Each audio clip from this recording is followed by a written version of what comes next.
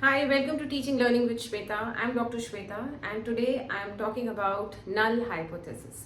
तो research methodology का एक बहुत इंपॉर्टेंट टॉपिक है और नल हाइपोथेसिस खास तौर से बहुत इंपॉर्टेंट। बच्चे मुझसे अक्सर ये पूछते हैं कि मैम नल हाइपोथेसिस क्यों? हम ऑल्टरनेट हाइपोथेसिस भी तो ले सकते हैं, डायरेक्शनल नॉन डायरेक्शनल हाइपोथेसिस भी तो ले सकते हैं। हाँ, बिल्कुल ले सकते हैं, बट नल हाइपोथेसिस को लेने का अपनी रिसर्च में एक बहुत बड़ा फायदा है जिसके बारे में मैं आज बात करूंगी।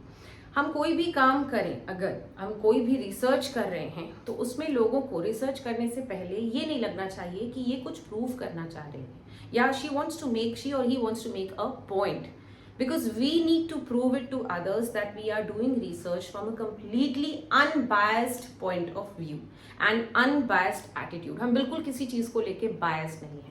अगर दो वेरिएबल्स हैं हमारे पास A और B, हम इन पर रिसर्च जरूर कर रहे हैं लेकिन हम ये नहीं दिखाना चाहते कि A और B में कोई रिलेशन है, क्योंकि अगर शुरू में ही लोगों को ऐसा लगेगा कि A और B के बीच का कुछ रिलेशनशिप दिखाने की कोशिश की जा रही है तो वो ये कहेंगे कि रिसर्च भी गलत तरीके से की होगी। And the purpose of research is to show that there is something happening between A and B। So to convince people beforehand, before you begin with your research, that you are not unbiased, we take a null hypothesis. We establish in the very beginning, we give a statement. Hypothesis is a statement, and we give that statement that there is no significant relationship between A and B. Okay, let us assume आपके विश्वास के लिए मैं ये चीज मान लेती हूँ और शुरू में ही बोल देती हूँ कि A और B में कोई रिलेशनशिप नहीं है। अगर ए कोई मेडिसिन है और बी कोई बीमारी है तो ए मेडिसिन मैंने ही बनाई है लेकिन मैं इसको प्रमोट नहीं करना चाह रही हूँ, मैं बस आपको दिखाऊंगी, करके दिखाऊंगी कि क्या सच में ए और बी ये जो मेडिसिन है ये बीमारी को ठीक करती है कि नहीं। Come on, let's do a research and prove it to you, but I will assume that there is no relationship. तो ये जैसे ही हम लिख देते हैं ना नल हाइपोथेसिस और उसके बाद हम रिसर्च करते हैं इसके बेसिस पे, तो इससे ये हो जाता है कि शी और he is completely unbiased and research उसने जैसे करनी चाहिए वैसे ही की है। रिसर्च में प्रॉपर मेथड्स यूज किए हैं, ये बिल्कुल भी दिखाने की कोशिश नहीं की जा रही है कि ए और बी में कोई रिलेशनशिप है या कोई हमारा वेस्टेड इंटरेस्ट है to show the relationship between A and B.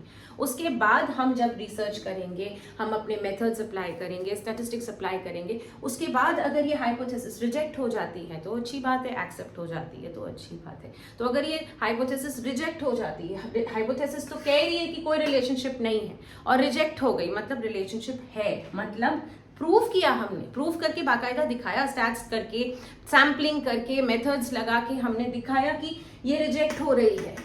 हमने तो मान लिया था कि भाई ठीक है चलो नहीं है कोई रिलेशनशिप, बट फिर हमने जब ये रिसर्च की तब ये आया कि ये हाइपोथेसिस रिजेक्ट हो रही है। स्टैट्स ने ये प्रूव किया रिजेक्ट हो रही है, मतलब ए और बी में रिलेशनशिप है, मतलब ये दवाई एक्चुअली डिजीज के लिए अच्छी है। ये मैंने पहले तो नहीं बोला था, रिसर्च करने के बाद ये आया है।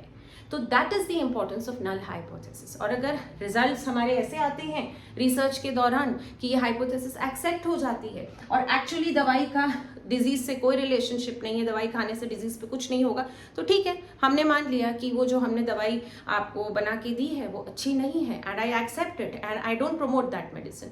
सो this is the importance of null hypothesis, that it makes your outlook in the research very unbiased. That is why we begin with a null hypothesis.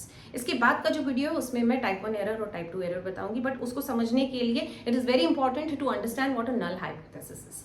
So that is why I decided to include this on my channel. So for more such videos on statistics and research, subscribe my channel and stay tuned for more videos. Thank you.